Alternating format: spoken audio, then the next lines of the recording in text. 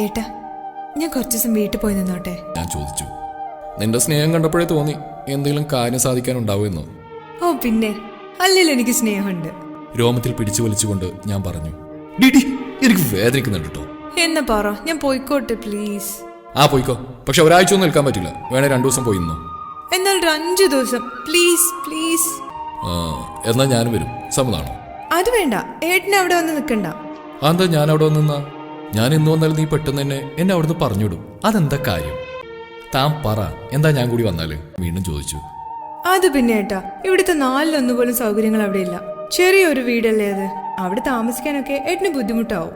എന്റെ പൊന്നു വെച്ച് ഞാൻ പറഞ്ഞോ എനിക്കതൊക്കെ ബുദ്ധിമുട്ടാണെന്ന്? ഇല്ല, എങ്കിലും എന്റെ കെട്ടിയോൻ അങ്ങനെ ബുദ്ധിമുട്ടണം എനിക്ക് ഇഷ്ടമല്ല. എന്റെ ഭാര്യയെ മതി പുകഴ്ത്തിയത്. താൻ നാളെ തന്നെ പൊക്കോ. പിറ്റേന്ന് നേരത്തെ തന്നെ എഴുന്നേറ്റ് ജോലികളൊക്കെ തീർത്ത് അത്യാവശ്യം വേണ്ട ഡ്രസ്സൊക്കെ എടുത്ത് ബാഗിൽ വെച്ചു. ഏട്ടൻ എഴുന്നേറ്റ് വന്നപ്പോഴേക്കും ഞാൻ പോവാൻ റെഡിയായി. മനുഷ്യ വേഗം റെഡിയാകുക, എന്നെ വീട്ടിൽ കൊണ്ടാക്കാനുള്ളതല്ലേ. ഓ കിടന്ന് ബഹളം വയ്ക്കാതെ, ഞാനൊന്ന് കുളിച്ച് റെഡിയാവട്ടെ. അദ്ദേഹം റെഡിയായി വന്നപ്പോൾ ഭക്ഷണം കഴിച്ച് പോകാനായി ഇറങ്ങി ഞങ്ങൾ. വീടെത്തിയപ്പോൾ വണ്ടിയുടെ ശബ്ദം കേട്ടിട്ടാവും അമ്മയും അനിയത്തിയും ഉമ്മറത്തേക്ക് വന്നു. ഞങ്ങളെ കണ്ടപ്പോൾ ആ മുഖത്തെ സന്തോഷത്തിന്റെ പുഞ്ചിരി വിടർന്നു.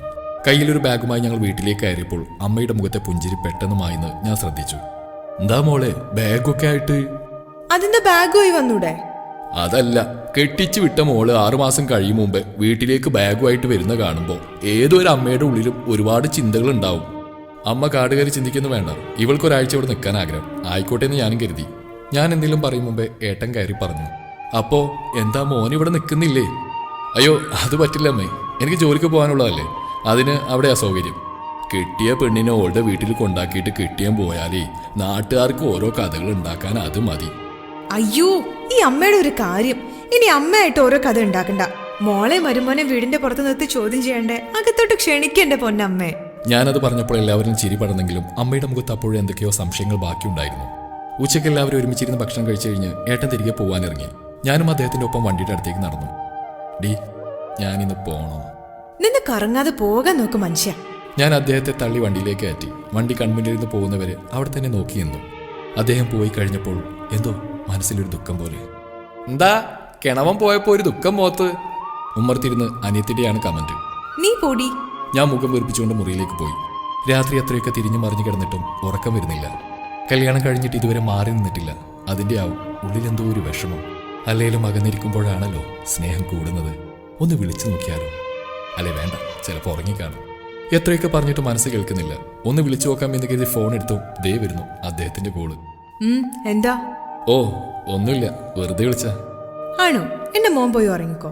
നീ എന്താ ഉറങ്ങാത്തെ? ഏട്ടൻ എന്താ ഉറങ്ങാത്തെ? എനിക്ക് ഉറക്കം വന്നില്ല. എനിക്ക് ഉറക്കം വരുന്നില്ല. ഡി, ഞാൻ അങ്ങോട്ട് വരട്ടെ? അയ്യടാ വേണ്ട, മോൻ അവിടെ കിടന്ന് ഉറങ്ങിക്കോ. ഞാൻ ഉറങ്ങാൻ പോവുക. അതും പറഞ്ഞ് കോൾ കട്ടാക്കാതെ ഞാൻ അല്പനേരം മിണ്ടാതിരുന്നു. ഡി, ഏട്ടൻ വിളിച്ചു, ആദ്യം മിണ്ടിയില്ല. ഡി പോത്തെ. എന്താടോ? നീ ഉറങ്ങല്ലേ, ഞാനിപ്പോ അങ്ങോട്ട് വരാം. ഞാൻ എന്തെങ്കിലും പറയും മുമ്പേ കോൾ കട്ടാക്കി. എന്റെ ഉള്ളിലും ആഗ്രഹമുണ്ടല്ലോ ആ നെഞ്ചിലെ ചൂടും പറ്റി കിടക്കാൻ. അതുകൊണ്ട് തന്നെ തിരിച്ചു വിളിക്കാനും പോയില്ല. എന്താ മോളെ? ഞാൻ മുറി തുറന്ന് പുറത്തിറങ്ങിയപ്പോൾ അമ്മ മുറിയിൽ നിന്ന് വിളിച്ചു പറഞ്ഞു. ഞാൻ അല്പം ചമ്മലോടെ പറഞ്ഞു. ഒന്നുമില്ല അമ്മേ, ഏട്ടൻ വരുന്നുണ്ട്.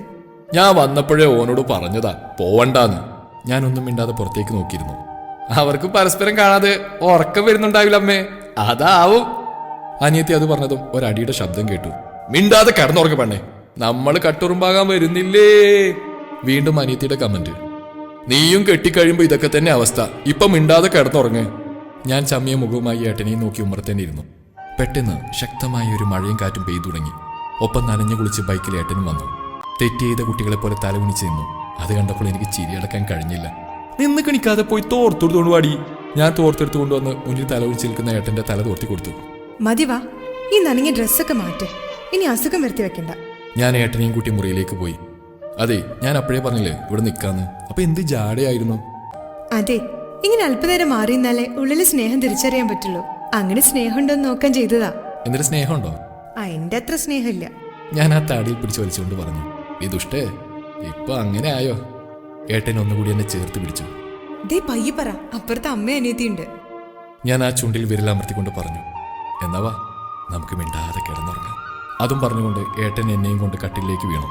പിറ്റേന്ന് രാവിലെ ഏട്ടൻ എഴുന്നേറ്റപ്പോഴേക്കും കുളിച്ച് റെഡിയായി നിൽക്കുന്ന എന്നെയാണ് കണ്ടത്. നീ ഇതെവിടേക്ക് രാവിലെ തന്നെ? നമുക്ക് നമ്മുടെ വീട്ടിൽ പോണ്ടേ? ഇങ്ങനെ കിടക്കാതെ വേഗം എഴുന്നേറ്റ്. അപ്പൊ ഒരാഴ്ച ഇവിടെ നിൽക്കാന്ന് പറഞ്ഞിട്ട്? നാണല്ലേ മനുഷ്യ ഇങ്ങനെ അച്ചി വീട്ടിൽ വന്ന് കിടക്കാൻ. ഞാൻ ഏട്ടന്റെ കയ്യിൽ പിടിച്ചു വലിച്ച് എഴുന്നേൽപ്പിച്ചുകൊണ്ട് പറഞ്ഞു.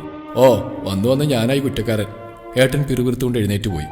ദേ അമ്മേ, ഒരാഴ്ച നിൽക്കാൻ വന്ന ഒരു പെട്ടിയും പ്രമാണം എടുത്തുകൊണ്ട് പോകാൻ നിൽക്കുന്നു. അനിയത്തിയുടെ ഉച്ചത്തിലുള്ള സംസാരം കേട്ടുകൊണ്ട് അമ്മ അടുക്കളയിൽ നിന്ന് വന്നു. അതെന്തായാലും നന്നായി. വെറുതെ രാത്രി മഴ നനഞ്ഞ് അസുഖം ഒന്ന് വരുത്തി വെക്കണ്ടല്ലോ.